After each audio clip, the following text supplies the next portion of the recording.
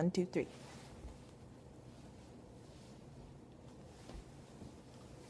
Hello, my name is Rochelle Ballamino, and I'm one of NASA's command pilots. And my name is Jayla Johnson. I was the lunar module pilot for the Apollo 13 mission. Today, we are here to show you the ropes on what life is like in space. I'll just get started with what wardrobe is like. Well, astronauts wear a spacesuit outside the spacecraft on what is called a spacewalk. The real name for a spacesuit is an extravehicular mobility unit. An EMU is essentially a one-person spacecraft. A spacesuit is put on for obvious safety reasons. There is no oxygen in space.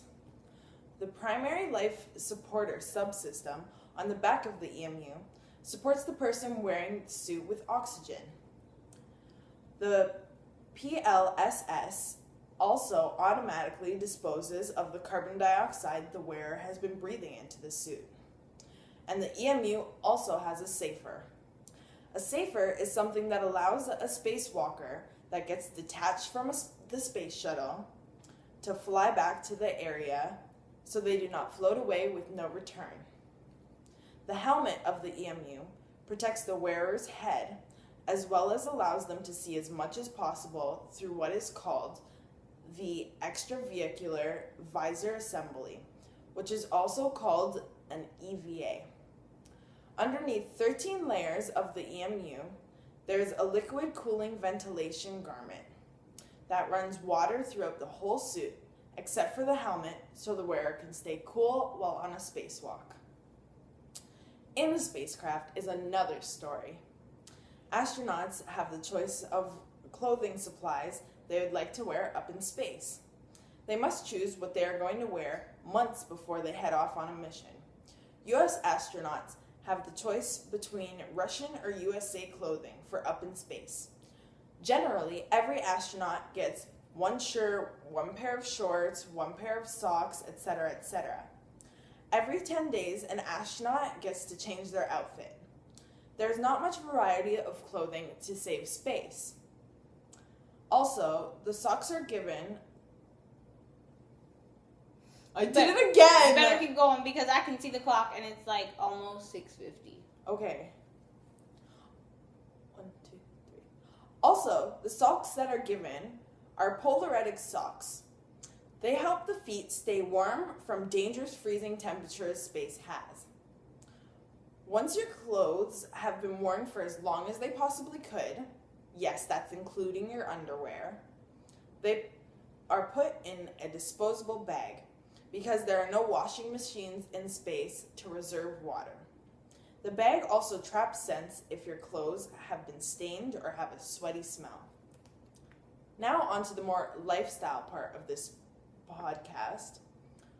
Would you have ever thought that you would have needed exercise in space? Me neither. Although exercise is necessary to keep astronauts healthy, astronauts lose muscle mass in space as well as bone density, meaning it is not required to support their weight. This makes it easier to gain and lose weight if there is no exercise and consistent eating habits happening. If you lived on the ISS for around 6 months, you must exercise for 2 hours a day, if on board. A question you may have thought to yourself, how can one exercise when there is no gravity around? There are 3 exercise equipments such as the cycle ergometer, the treadmill, and the ARED. The ergometer is basically a stationary bicycle. Clip pedals is mandatory. They strap down so the astronaut does not float away while exercising. There is an optional back support. The treadmill uses a bungee and a harness on both sides of the treadmill, keeping the person attached to it still exercising. The ARED is essentially an exercising area to strengthen the muscles that do not get much use in space. Astronauts sleep in sleeping bags most of the time, in their own cabin. They must attach themselves to a wall or a ceiling to not bump into anything while sleeping, because if I hate myself. Because if not attached to the wall or the ceiling while sleeping, you can bump into things around the spacecraft and hurt yourself. Astronauts can't do much for entertainment while on board, but they are allowed to bring things from home. To keep themselves busy in their spare time, they can do things like read books, stargaze, watch DVDs, movies, etc., etc. There's an IP phone which works through a computer so the astronauts on board can contact their families. The IP phone is practically a Skype from space, although they may only contact their families once a week. Thank you, Jilla, for informing the viewers on what wardrobe and entertainment is like on board. Now, I will take it from here, starting with hygiene. In space, water would just cling to the body, unlike Earth running down it. Instead, astronauts take sponge baths that also help conserve water. Astronauts use no-rinse shampoo. We apply the shampoo and vigorously rub our scalp and hair. Using a towel, we wipe it all off when done. We must be careful to not let any loose hairs fall off the towel. Loose hairs would cause many complications. Shaving in space is as it is on Earth. We have a choice of using foam, but most of us use the razor because it does not involve water. The only thing different is that you must make sure stray hairs don't escape. That is what a vacuum device is used for.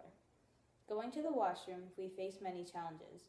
Because of gravity, in space we use water-free toilets. We position ourselves onto the small toilet and secure ourselves with body restraints.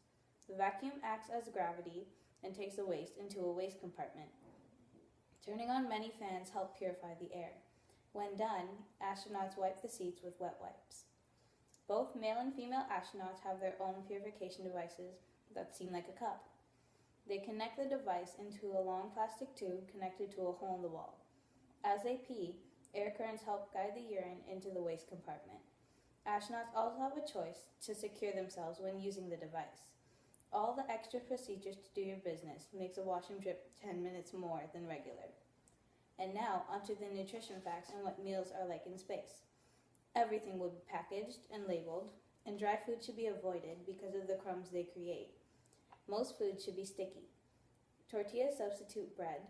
Salt and pepper can also be used. The salt will have to be dissolved in water, and the pepper in oil.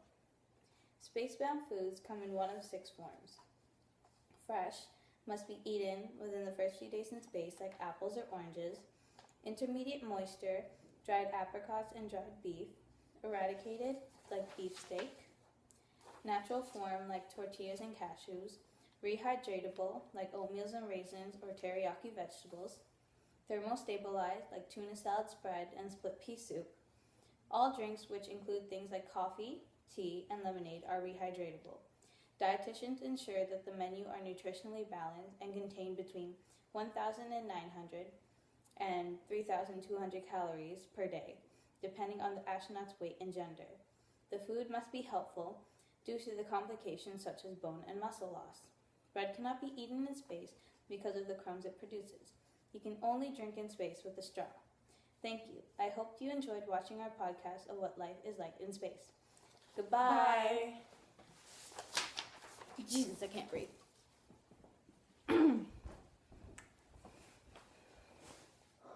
Okay, do you want me to edit it? And then... Oh yeah, because I don't know what we did.